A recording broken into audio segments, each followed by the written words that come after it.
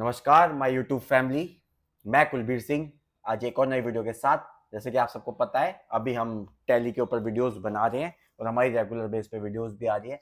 तो आज की वीडियो स्टार्ट करते हैं। आज अब बात करने वाले हैं जीएसटी के साथ परचेज की एंट्री कैसे करें। लास्ट वीडियो में हमने बात की थी परचेज की एंट्री करना। अब हम बात करने वाले जीएसटी के साथ कैसे परचेज की एंट्री करें। अगर किसी ने लास्ट वाली वीडियो नहीं देखी तो प्लीज़ जाएँ मेरे चैनल पे, वीडियो को देखें, आपको और अच्छे समझ में आएगा। तो आज हम बात करने वाले हैं परचेज के साथ जीएसटी की एंट्री। तो सबसे पहली चीज हम डायरेक्ट वही वाउचर्स के अंदर जाएंगे। ये वाउचर है, शॉर्टकट की क्या होगी, वी। हम वी प्रेस करेंगे। यहाँ पर आप देखेंगे ये सारी शॉर्टकट की है। हमें परचेज की एंट्री करनी है तो हम क्या प्रेस करेंगे, F9। तो हमने ये F9 प्रेस किया, हम परचेज वाउचर में आ गए। अब मैंने लास्ट टाइम आपको बताया था कि हमें इसको मैनुअली कैसे करना चाहिए। तो आज मैं पहले वो बताता हूँ आपको कि इसे हम मैनुअली कैसे कर सकते हैं। अभी मैंने मैनुअल किया हुआ है, मैं आपको दिखा देता हूँ इसको हम कैसे करते हैं। हम यहाँ स्केप करेंगे, स्केप स्केप बाहर आ जाएंगे गेट ऑफ टैली पे। हमें कुछ भी चीज में एडिट करना है, बने हुए लेजर के अंदर बने हुए लेजर को डिलीट करना है। तो हम क्या करते हैं, हमेशा ऑल्टर करेंगे। ऑल्टर की शॉर्टकट की क्या है, ए। तो हम ए प्रेस करेंगे। अभी हम क्या कर रहे हैं, वाउचर टाइप में कर रहे हैं। वाउचर टाइप के अंदर क्या अल्टर कर रहे हैं, परचेज के लेजर को हम इसको करते हैं। ठीक है, परचेज पे जाते हैं, एंटर करते हैं। अब यहाँ पे आप देख रहे होंगे कि मेथड वाउचर नंबरिंग, ये चीज देख रहे हैं आप, ये मैंने मैनुअल किया हुआ है तो मैं मैनुअली इसे रखूंगा। यहाँ पर आप ऑटोमेटिक, पहले टैली के अंदर डिफॉल्ट ऑटोमेटिक रहता है बट हम इसको चेंज कर सकते हैं। तो अभी मैं क्या करूँगा, मैनुअल पे क्लिक करूँगा, एंटर करूँगा और कंट्रोल ए कर दूंगा। ठीक है, इसको बैक इसके साथ आपके फिर वाउचर्स के अंदर मैं जाऊँगा और यहाँ पर हम परचेज की एंट्री करेंगे। तो आज आप ध्यान से देखिएगा जीएसटी के साथ हम परचेज की एंट्री कैसे करते हैं। हमने लास्ट टाइम एक बिल चढ़ाया था, वो हो गया 001। अब हम इसकी बात करते हैं 002। 2 तारीख के साथ डेट हो जाएगी। डेट को चेंज करने के लिए F2 प्रेस करेंगे तो हम डेट भी चेंज कर सकते हैं यहाँ पे। ठीक है, उसके बाद हम 002 करेंगे, यहाँ पे 2 सितंबर रहेगा। पार्टी नेम क्या रखते हैं, हम राम सिंह से ही परचेज कर रहे हैं। ठीक है, मान लीजिए हम कंप्यूटर का बिजनेस कर रहे हैं तो हम कंप्यूटर से ही परचेज करेंगे। यहाँ पर हम परचेज ही रखेंगे अभी। ठीक है, परचेज करें, कोई अलग अलग लेजर नहीं करेंगे। इसके भी अलग अलग चीज़ें हम यहाँ पे परचेज 18, 28 ये सब कर सकते हैं अलग अलग परचेज दिखाने के लिए, बट हम ऐसा कुछ नहीं कर रहे। एक साथ ही हम उसको रखते हैं। अब जो मैं आपको चीज़ बताने जा रहा हूँ वो बहुत इंपॉर्टेंट है आइटम क्रिएट करने के लिए। जब हम आइटम को क्रिएट करते हैं उस समय हमें क्या चीज़ों का ध्यान रखना चाहिए, ये चीज़ मैं आपको बताऊंगा। ध्यान से देखिएगा। शॉर्टकट की क्या है, Alt+C हमने किया। अब हम कंप्यूटर परचेज करें तो हम यहाँ पे कंप्यूटर का लेजर बनाएंगे। ठीक है, एंटर करेंगे। अभी क्या बोला इसने, नेम ऑलरेडी एग्जिस्ट। तो इसका मतलब क्या है कि इसके अंदर कंप्यूटर का लेजर पहले से ही बना हुआ है। ठीक है, तो हम उसी पे जाते हैं, ऑल्टर करेंगे। देखेंगे आप, मैं कंप्यूटर डालूंगा, ये आ गया मेरा, एंटर करूंगा। इसी के अंदर जाने के लिए हमारी शॉर्टकट की क्या है, कंट्रोल+एंटर। ठीक है, मैंने कंप्यूटर का लेजर बनाया हुआ था, सेम उसी तरीके से बनाना है। एंटर करेंगे, एंटर करेंगे। नंबर्स पे हम कंप्यूटर परचेज करते हैं, नंबर्स पे आ जाएगा। हम HSN नंबर हमारे पास जो होगा वही डालेंगे। अब यहाँ पर देखिए हम कंप्यूटर कितने परसेंट पे परचेज करते हैं, 12, 18 जो भी टैक्स रेट है, हम अभी 18 ले लेते हैं। ठीक है, और गुड्स से हमारे लिए, ठीक है, ये हमने रेट चेंज किया है यहाँ इसके अंदर तो इसलिए वो डेट मांग रहा है। तो हम 1/9/2023 कर देते हैं। ठीक है, ये हो गया। अब ये चीज मैं आपको जो बता रहा हूँ ये बहुत इंपॉर्टेंट। जब भी आप कोई भी एंट्री कर रहे हैं जीएसटी के अंदर, और CGST, SGST, IGST 3 लेजर बनते हैं। अगर हम सेम स्टेट से परचेज कर रहे हैं तो CGST और SGST लगता है। अगर हम किसी अदर स्टेट से परचेज कर रहे हैं तो IGST लगता है। अभी हम सेम स्टेट से परचेज कर रहे हैं, CGST SGST लगेगा। और अगर हमें उसका एक कॉमन लेजर रखना है, हमें 10 लेजर नहीं बनाने, 12 का अलग, 18 का अलग और 28 का अलग, 5 का अलग, तो हमें जब हम अपना कोई भी आइटम बना रहे हैं, कोई भी लेजर क्रिएट कर रहे हैं पार्टी के साथ, तो उसके अंदर अकाउंटिंग अच्छे से करनी है। उसके अंदर हमें HSN प्रॉपर डालना है, कितने परसेंट पे परचेज करें, क्योंकि यही हमारे टैक्स को कैलकुलेट करेगा। अब ये बात ध्यान रखिए, तो यहाँ पर जो रेट है उसी के हिसाब से टैक्स को कैलकुलेट करेगा, अगर हम सबके लिए कॉमन लेजर रखते हैं तो। और ये अकाउंटिंग करने में आपके लिए इजी भी रहता है जब कॉमन ले जाता है। क्वांटिटी हमने 10 परचेज की, हमारा लैपटॉप कंप्यूटर है 30,000 रुपये का, 30,000। एंटर करते हैं, 3 लाख रुपये का। अब यहाँ पर अब देखिए परचेज करें तो इन हो रहा है, सेल करेंगे तो आउट होगा, ठीक है। जब हम परचेज कर रहे हैं इन, तो इनपुट का यूज करेंगे, CGST input, SGST input, IGST input. जब हम सेल्स करते हैं, CGST output, SGST output, IGST output. तो अभी हम यहाँ पे क्या बात करेंगे, मेरा लेजर है सीजीएसटी इनपुट, सीजीएसटी। अब देखिए यहाँ पे मेरा कोई लेजर नहीं बना हुआ, इसलिए नहीं आया, तो मैं यहाँ पर शॉर्टकट की दोबारा यूज करूंगा, ऑल्ट सी। अब आप ध्यान दीजिए, यहाँ पे दोबारा लेजर क्रिएशन का आ गया। अब मुझे क्या बनाना है, दिल्ली से परचेज कर रहा हूँ मैं, दिल्ली का ही हूँ मैं पर्सन, तो सीजीएसटी इनपुट डालूंगा, सीजीएसटी इनपुट।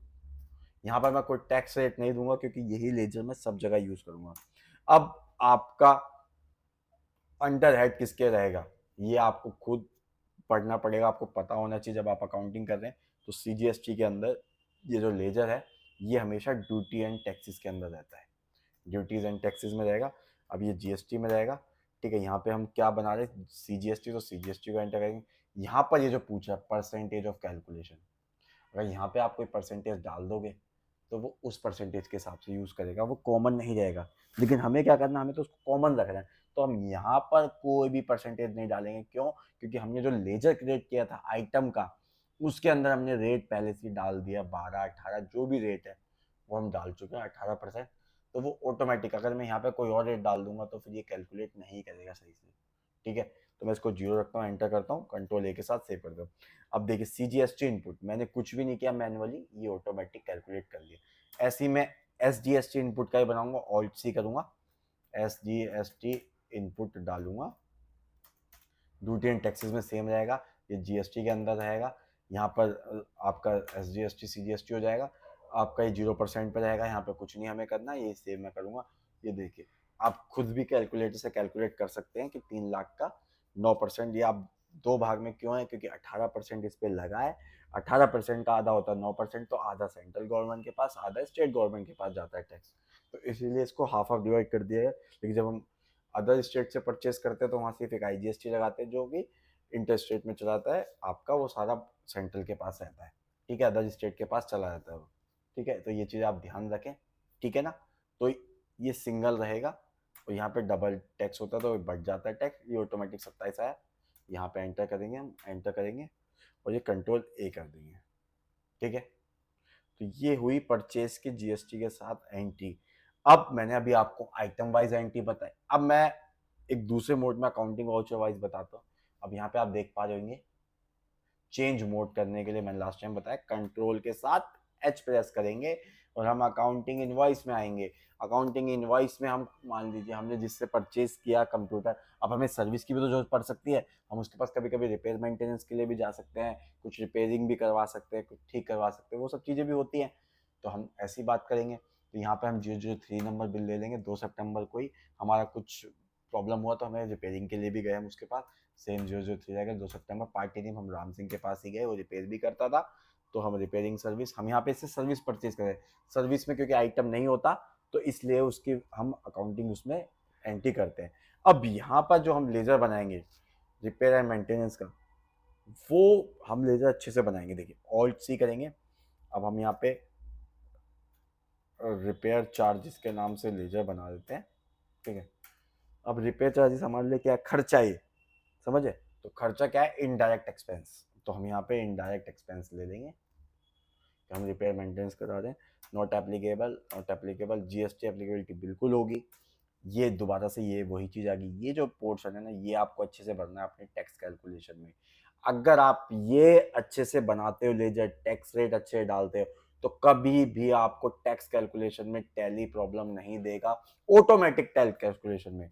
फिर आप मैनुअली करेंगे तो वहाँ आपको आगे दिक्कतें आएंगी इनवॉइसिंग करने में। जब आप मैनुअली डालते हैं तो इनवॉइस नहीं लेता, वो बहुत सी दिक्कत है, वो धीरे धीरे आप जब सीखेंगे तो आपको पता लगेंगी चीज़ें, ठीक है। तो यहाँ पर अगर आप अच्छे से अकाउंटिंग करते हैं, अच्छे से रेट वेट डालते हैं, तो गारंटी है कि आप में कभी भी आपके टैक्स कैलकुलेशन में दिक्कत नहीं आनी। इस बात को हमेशा ध्यान दें। स्पेसिफिक डिटेल हेयर करेंगे, हम HSN नंबर डाल देते हैं। सर्विस पे, सर्विस हमेशा 18% पे होते हैं, टैक्सेबल 18%, हम इसको सर्विस लिखेंगे और कंट्रोल ए के साथ करेंगे। अब यहाँ पे मैंने 1 लाख रुपये, मान लीजिए 1 लाख तो नहीं, बहुत ज़्यादा हो जाता है, 10,000 रुपये का मैंने सर्विस ली उससे।